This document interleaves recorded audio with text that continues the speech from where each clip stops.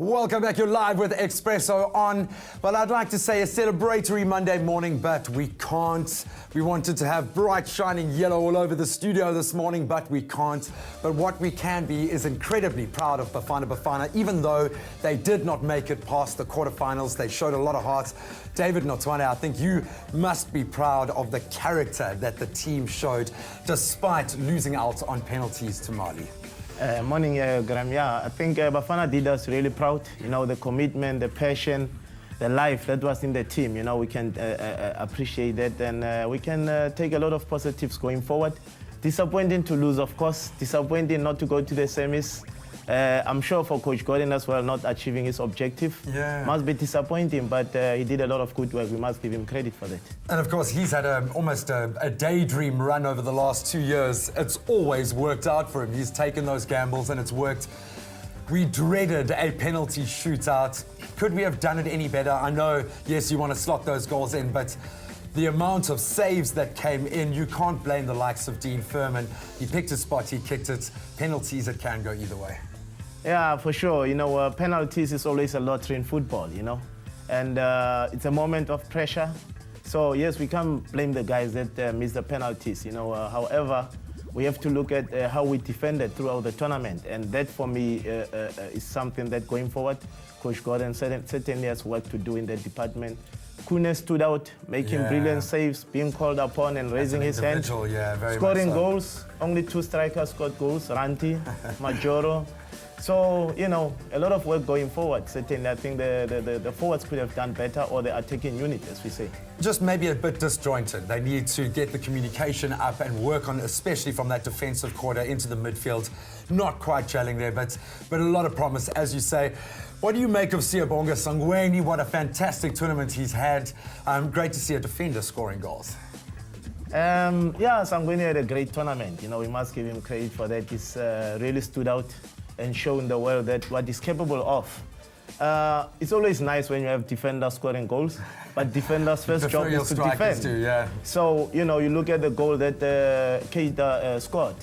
You know, then you look at the 2 centre-backs being pulled out of position.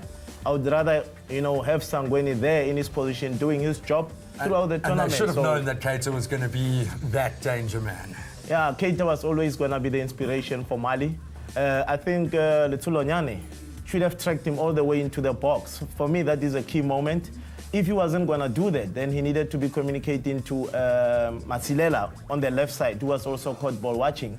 You know, just pass on the information to say, here's a man coming, because he came with a late run, which is always very difficult to pick up, you know. So, sadly, you know, that caused problems for us. Yeah, a momentary lapse of concentration. Nigeria, Ivory Coast. Did you expect a 2-1 result going the way of Nigeria? Certainly not.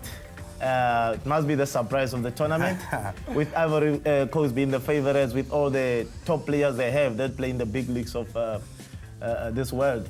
Nigeria, however, wanted it. They came with a lot of confidence, and I would like to believe that the coach and his technical team there, you know, played a big part. Amukachi, Stephen Keshi, having been there, they were really, you know, they did a great job to inspire the team. You could see that Nigeria played with a lot of confidence. You know, they really had self-belief. They were athletic. They were fast to the ball. They really wanted more than Ivory Coast to go through. And we know they're a physical side, and I think they time their peak really well. They always time their tournament peaks incredibly well, and I think we'll give it to them moving forward. Mali did also play with a lot of heart, but Burkina Faso and Ghana, can Burkina Faso beat Ghana? I'm not sure. I like Ghana. I'd love for Ghana to go through to the finals. However, Burkina Faso is a very, very interesting team. Very good team. Very compact in defending, you know. Very athletic players. They fight. They don't take chances at the back. So Ghana is going to come at them. I think the key for me is the transition play. You know, Ghana is very, very direct when it comes to breaking down attacks and moving forward at pace.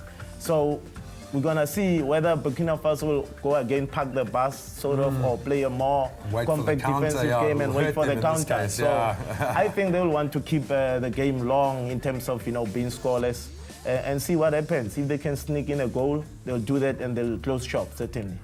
Right, we're going to continue our AFCON 2013 discussion. David, great to see you, even if it's one last time. But yeah, we'll be proud of Bafana on a lot of character. So send us your messages. What do you think of Bafana on this Monday morning?